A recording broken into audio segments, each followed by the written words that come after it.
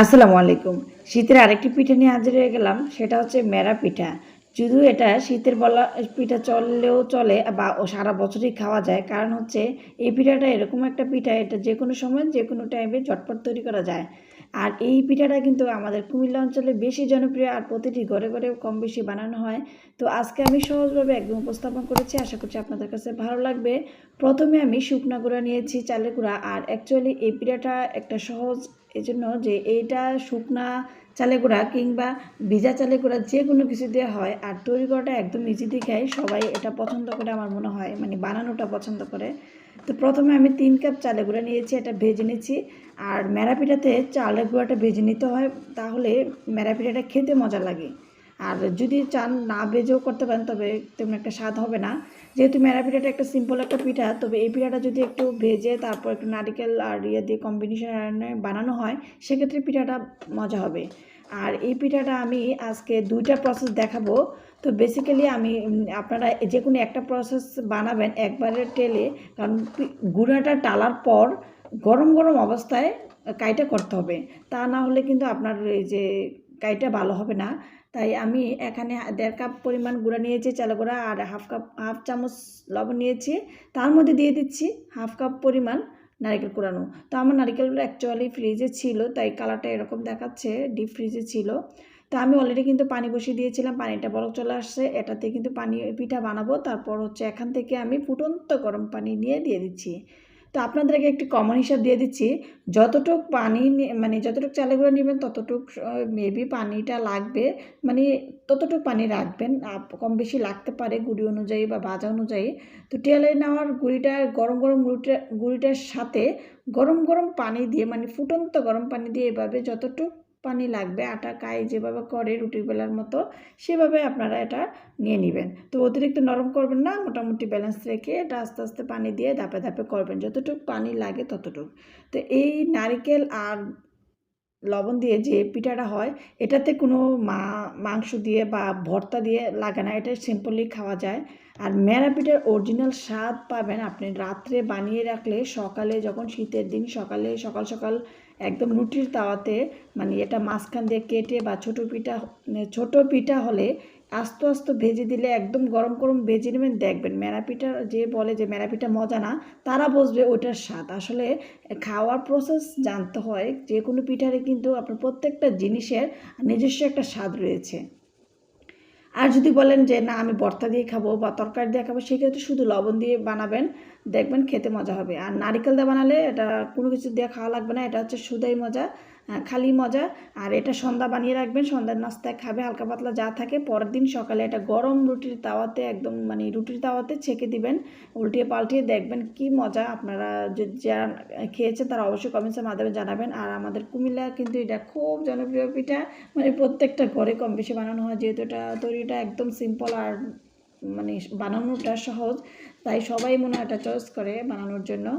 আর আমার মাকে দেখেছি যে বেশি করে একদম 2-3 কেজি করে বানিয়ে রাখতো, সন্ধ্যা বানাতো, বিকালে যা আমরা খেতাম, তার পরের দিন সকালে আবার বাকিটা গরম করতো। মানে গরম করার পরে কিন্তু আবার ঠান্ডা হলে মজা না, তো মানে যতটুকু খাবো ততটুকু গরম করতো। দেখা গেছে 15-20 টাকা করে গরম করতো, বা একটু বেশি, যেহেতু আমরা সদস্য বেশি ছিলাম, বেশি করে গরম করতো, সবাই গরম গরম নিয়ে নিয়ে খেতাম, অনেক মজা হতো। তো আপনারা অবশ্যই এটা ট্রাই করবেন, মানে সন্ধ্যার দিকে বিকালে বানাবেন, বিকালে যা খাওয়া হলো খাবে, আর বাকিটা সকালে বানাবেন। এই পিঠাটা কিন্তু আসলে মানে গুলাটা যদি পারফেক্ট হয়, আপনি যে কোনো ডিজাইন যে কোনো করতে পারবেন। দেখুন আমার কিন্তু ছোটো সময় আমরা অনেক কারি পাতিল বানাতাম, বা এই যে পুতুল বানাতাম, মানে এগুলো হচ্ছে আমাদের অ্যাট্রাকশন ছিল। তো আমি চিন্তা করলাম আমার মেয়ে আর বাচ্চার জন্য দুইটা, মানে একটা বানাই, ও ছোটো সময়ের আমরা যে ফিলিংসটা পেতাম সেটা পাক একটু। তাই আমি সবসময় মেরা পিঠা বানালে একটা হলেও পাতিল বানাই। তো যদিও আমি আজকে 2 রকমের পিঠা বানাবো, সেই জন্য আর মানে গুঁড়াটা নিয়েছি কম, জাস্ট দেখানোর জন্য। তো আমি আজকে মানে আমরা তো অনেক শহরে এত মাটির পাতিল বা মানে সবসময় মেরা পিঠার যে পাতিল রয়েছে মাটি দিয়ে মাটির পাতিলের নিচে ছিদ্র করে বানানো হয়। আমি গত বছর আমার চ্যানেলে দিয়েছি শীতে এই মেরা পিঠার পাতিল আমি একদম বাড়ির থেকে নিয়ে আসছি। এটা এখনও আছে, তবে আমি এটা আজকেও নর্মাল যে সহজ প্রসেসটা সেটা দেখাচ্ছি। এভাবে যদি আপনি মানে 2 বারে দিবেন বেশি পিঠা হলে, কারণ হচ্ছে একটার সাথে একটা গায়ে যাতে না লাগে সেদিকে খেয়াল রাখবেন। একটার সাথে আরেকটা লেগে গেলে কিন্তু কোনো সময় জমাট বেঁধে থাকতে চায়, খুলতে চায় না সহজে। তো সেজন্য প্রথম কয়েকটা পিঠা দিয়ে আবার ঢেকে রাখবেন, বানানোর পর আবার দেবেন। এই যে আমি গুড়েরটা কিন্তু আবার তৈরি করে নিচ্ছি। তো গুড়েরটা দেখাচ্ছি, বেসিক্যালি বাচ্চারা কিন্তু একটু মিষ্টি পছন্দ করে। আপনারা যদি এটার সাথে একটু পাটালি গুড় দেন বা খেজুরের গুড় দেন সেক্ষেত্রে মজা হবে। তো আমি একটু খেজুরের গুড় পানি দিয়ে জাল করে নিয়েছি, এতে করে খেজুরের গুড়টা গুলে একদম পারফেক্ট হয়েছে। আর এই পানিটা দিয়ে আমি গুলে নিচ্ছি।